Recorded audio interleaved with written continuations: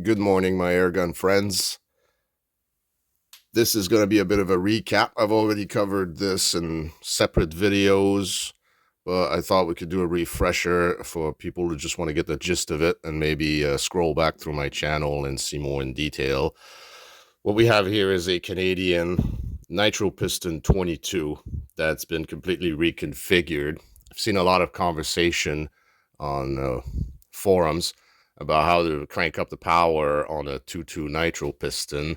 And here is the definitive solution. Although I'm not going to go through the steps, you can do your extra research on how to do takedowns and whatnot.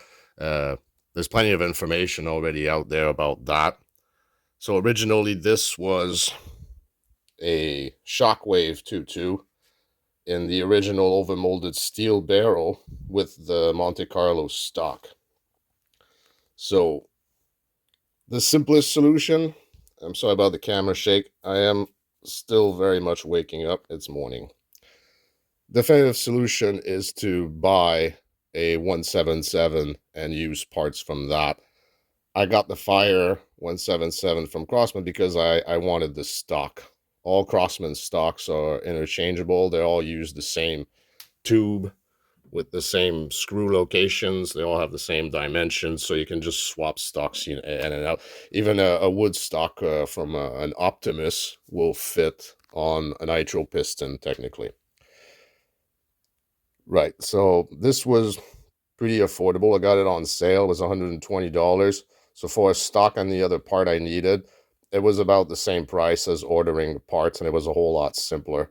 Plus, I got to try the Fire a little bit and play with it, but it wasn't my thing necessarily for other reasons I'm not going to get into. Works fine. It was just not the original plan. I wanted the parts.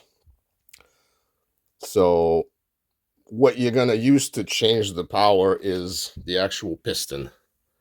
Okay, this is the piston from the 2.2.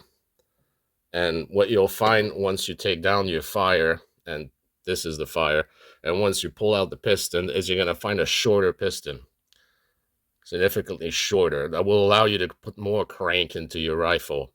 That's the answer. It'll push up your 2.2 right up to 500 FPS, depending on your pellets. And mine, of course, has a chopped up barrel, but that's an accuracy tune. If you're really interested in the accuracy tune, I can make another recap video about that. Leave me a comment and I'll gladly cover that. But just for now, let's stick to the power because that's what most people are really interested in. At first, they put in the crony, they see an average of 400 to 420 FPS, and it's a bit of a letdown, especially if you want to use it for some small hunting purpose. All right. So once you've educated yourself on how to open up a nitro piston springer and you can do it safely, that's pretty much as simple as it gets. You're going to swap the pistons from one to the other, or just scavenge the piston out of the 177. It's going to be a little bit shorter, but at the end, you're going to have a hole here in the tip of the piston that's going to leak out underneath through here. So all I did was warm up my hot glue gun and just fill that hole up with hot glue. See if I can get a clear angle of the glue. There, it's filled with hot glue all the way to the top. It's never fallen out. No matter how much use I've put into it, it's never come loose. You don't have to thread a screw or do anything complicated, any machining of any kind.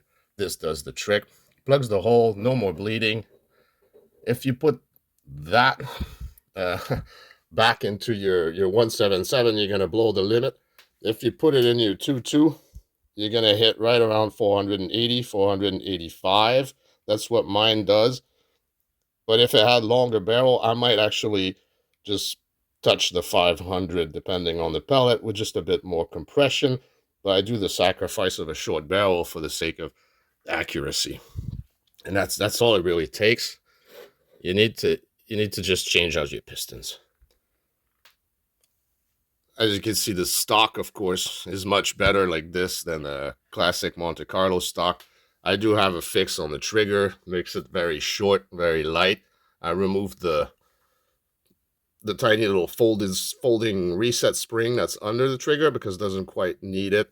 and then I add the RC bearing in there. And with the pistol grip, the distance of the trigger is pretty much perfect compared to how you have to reach way out front with a Monte Carlo stock, especially if you have little hands like me.